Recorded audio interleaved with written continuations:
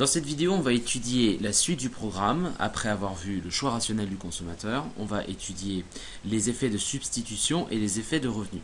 Derrière ces termes un peu compliqués, l'idée c'est de comprendre qu'est-ce qui se passe une fois qu'on en a fait le choix rationnel, comment le choix rationnel évolue quand il y a des changements dans certaines conditions, et notamment deux conditions que j'ai mis là.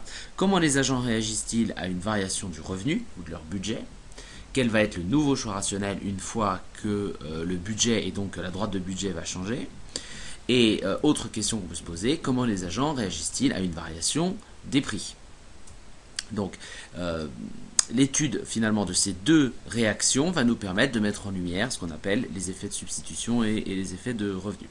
Alors, jusqu'ici, on avait étudié donc deux activités, aller au restaurant et aller au cinéma, et le choix rationnel entre ces deux activités que l'on pouvait représenter de la sorte. On avait des quantités de restaurants, des quantités de cinéma, une droite de budget qui nous donne la contrainte et dont la pente est déterminée par les prix, le rapport des prix, et la valeur, si vous voulez, la position dans l'espace est déterminée justement par le niveau du budget. Et l'individu choisissait le panier qui lui permettait d'arriver à une courbe d'indifférence la plus élevée possible, c'est-à-dire tangente ici au point A. Donc ça c'était ce qu'on a fait dans les séances précédentes. Maintenant l'idée c'est, qu'est-ce qui se passe si jamais, comme on a vu dans la vidéo de la droite de budget, qu'il faut bien connaître avant de regarder cette vidéo là, qu'est-ce qui se passe s'il y a une variation du prix? C'est-à-dire imaginez que la droite de budget pivote, parce qu'il y a une augmentation du prix du cinéma et donc je peux acheter moins de quantité de cinéma au maximum, je passe de là à là en quantité maximum. Donc, où est-ce que va se situer le nouveau choix? Où est-ce que va se situer le point de tangence avec une nouvelle courbe d'indifférence? Est-ce que ça va être par là? Est-ce que ça va être par là? Voilà, on ne sait pas.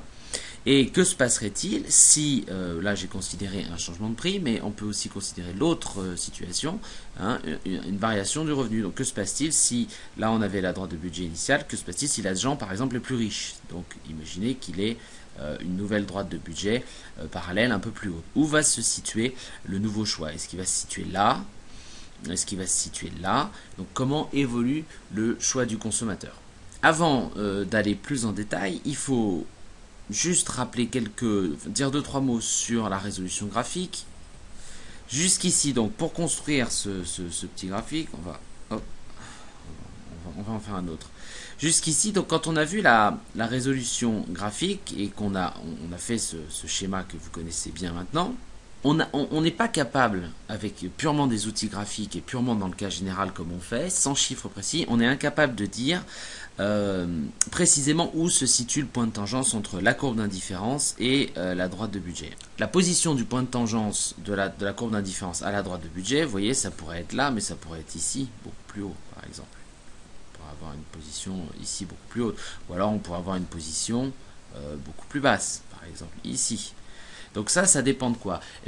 Ça dépend de la forme de la courbe d'indifférence, et ça on ne l'a que si on a des chiffres ou que si on a une formule mathématique qui nous permet d'avoir tous les points de cette courbe d'indifférence. C'est-à-dire qu'il nous faudrait par exemple une fonction d'utilité qui nous donne un niveau d'utilité dans lequel on mettrait les quantités de cinéma et les quantités de restaurants, et ça nous retournerait un nombre, et comme ça on pourrait avoir exactement la forme de la courbe d'indifférence. Mais comme on n'a pas ces données précises, on ne sait pas exactement où se fixe le point, mais ça ne veut pas dire qu'on ne peut pas dire des choses quand même intéressantes et générales sur le choix du consommateur. Mais simplement retenez que on choisit souvent arbitrairement, quand on fait des représentations graphiques comme ça, le point de tangence parce qu'on n'a pas exactement les chiffres, et pour avoir exactement la valeur ici et la valeur ici, par exemple, si on avait ce point A, il nous faudrait une formule mathématique pour avoir des chiffres et des coordonnées précises. Bien, maintenant qu'on a dit ça, on va commencer par le commencement et étudier ça. Cette première question, elle est importante, cette première question, parce que vous allez voir qu'elle intervient ensuite, on va faire ça en premier, elle intervient ensuite quand on va étudier cette deuxième question qui est un petit peu plus complexe. Donc on va déjà commencer par la première question, comment les agents réagissent-ils à une variation de leur revenu, ou autrement dit une variation de leur budget?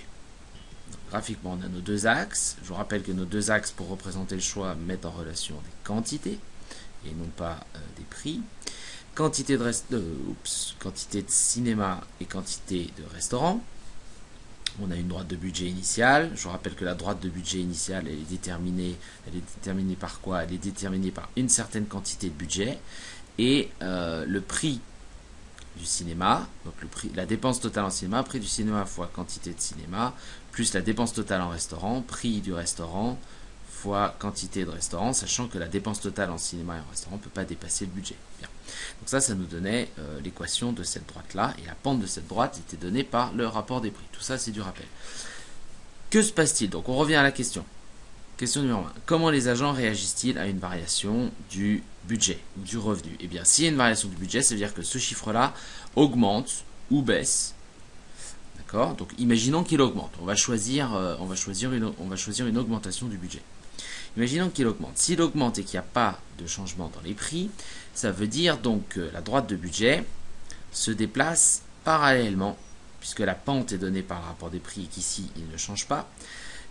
C'est simplement la position de la droite de budget qui change, ça on l'a vu. Et donc on a une nouvelle droite de budget. À l'origine, quand on était dans la situation bleue, on va imaginer un choix du consommateur qui était celui-là. Par exemple, il choisissait ces quantités de restaurants et il choisissait ces quantités-là de cinéma. Maintenant, il a plus d'argent. Donc il a plus d'argent, il a plus de ressources, ça veut dire qu'il va pouvoir consacrer plus de ressources de manière rationnelle à la consommation de cinéma et de restaurants. Où va se positionner le nouveau point, le nouveau choix du consommateur? Alors c'est difficile à dire graphiquement parce qu'on n'a pas, comme je vous ai dit, la formulation mathématique exacte. Simplement, on peut quand même essayer de réduire le champ de recherche. On sait, on l'a vu dans la vidéo sur les courbes d'indifférence, on sait que les courbes d'indifférence ne peuvent pas se croiser. Ça veut donc dire que, regardez, le choix du consommateur, il ne peut pas être là. Parce que s'il est là, regardez, et que je fais une courbe d'indifférence, les deux se croisent.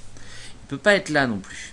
Parce que si je fais une courbe d'indifférence, vous voyez, la courbe bleue, l'ancienne courbe d'indifférence et les nouvelles courbes, ici violettes, se croiseraient. Donc c'est pas possible. Donc pour que les courbes d'indifférence ne se croisent pas,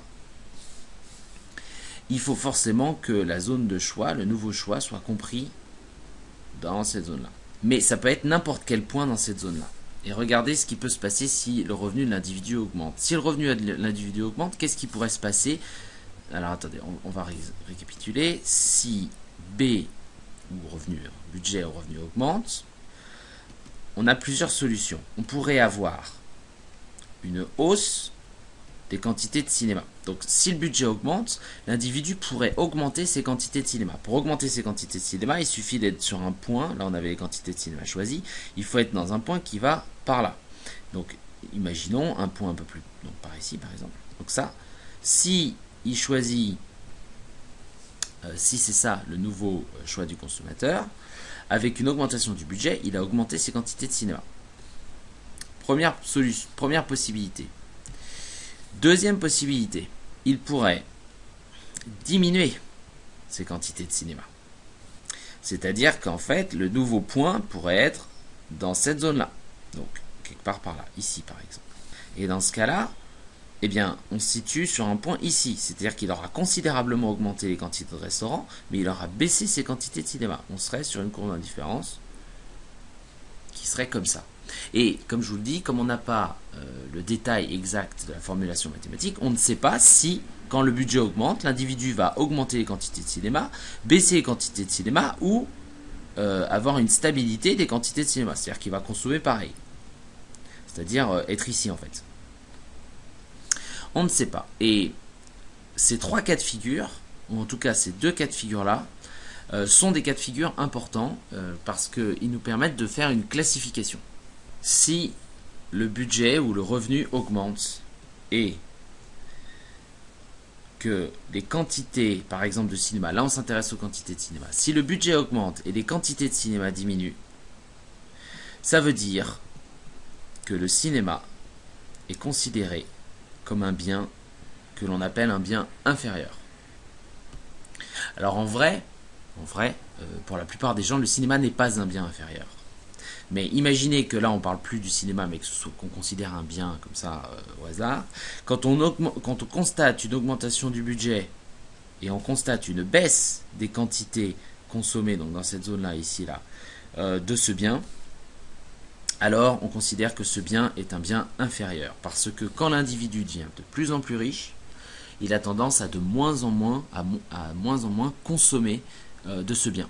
Un exemple classique sont les marques distributeurs. Si vous consommez des marques distributeurs parce que vous n'êtes pas très riche, elles sont bon marché, et plus vous êtes riche, moins vous allez consommer ces marques distributeurs, et plus vous allez consommer des marques qui sont considérées comme, entre guillemets, des vraies marques, comme Coca-Cola. C'est-à-dire que vous allez substituer le cola que vous consommez, qui est la marque distributeur, la marque repère, pour du vrai Coca-Cola. Alors, autre cas de figure. Si le budget augmente et que les quantités consommées du bien augmentent moins que proportionnellement, je mets un petit t pour le aimant. Si le budget augmente et que les quantités augmentent moins que proportionnellement, c'est-à-dire les quantités augmentent moins vite que le budget, alors le bien est un bien considéré comme normal. Quand le budget ou le revenu augmente et que les quantités consommées du bien augmentent mais moins vite, c'est un bien normal. Exemple, la nourriture. C'est un exemple typique de bien normal. C'est-à-dire qu'effectivement, plus vous êtes riche, plus vous avez tendance à augmenter votre consommation de nourriture, mais la valeur de la consommation de la nourriture, elle ne va pas aussi vite que l'augmentation du revenu. Vous allez consacrer aussi l'augmentation du revenu à d'autres choses. Donc c'est un bien normal. Graphique, si on a donc, on passe de la droite de budget bleue à la droite de budget jaune violette là, parce que l'individu est plus riche. Si l'individu plus riche consomme un peu plus de cinéma, mais dans une proportion qui va, donc un peu plus de cinéma mais moins vite que l'augmentation totale, je sais pas moi, ici par exemple, ou là, si tu pars là, ici, le cinéma sera considéré comme un bien normal. Troisième cas de figure, si le budget augmente et que la quantité consommée augmente plus vite ou plus que proportionnellement, plus vite que le budget ou plus que proportionnellement au budget, alors le bien est considéré comme un bien de luxe. Voilà. Donc c'est un bien de luxe. Et en l'occurrence, il se trouve que l'exemple n'est pas très bon ici, puisque cinéma et restaurant sont en général des biens de luxe. Le cinéma est considéré comme un bien de luxe. Ça veut dire donc qu'au lieu d'être là, on a une augmentation du budget, d'accord, mais on a une augmentation du cinéma, des quantités consommées de cinéma, qui est plus que rapide, plus que proportionnelle au budget, c'est-à-dire que l'augmentation des quantités de cinéma est plus rapide que l'augmentation du budget, donc on va se situer carrément par là. On va se situer très à droite. Donc pour résumer, on ne sait pas, comme je l'ai dit, puisqu'on n'a pas la formulation mathématique, on ne peut pas, juste en raisonnant dans l'abstrait, savoir où va se situer le point de choix de l'individu, mais par contre, on peut déterminer des grands cas de figure, et ces grands cas de figure, c'est le bien inférieur, le bien normal et le bien de luxe, ou le bien supérieur, c'est la même chose. Et ces biens sont caractérisés par la réaction de l'individu face à une augmentation du revenu. Si son revenu augmente et qu'il baisse les quantités consommées, c'est un bien inférieur. Si son revenu augmente et qu'il augmente la quantité consommée mais moins que proportionnellement, c'est un bien normal. Et si son revenu augmente et qu'il augmente les quantités consommées plus que proportionnellement, ce sera un bien de luxe.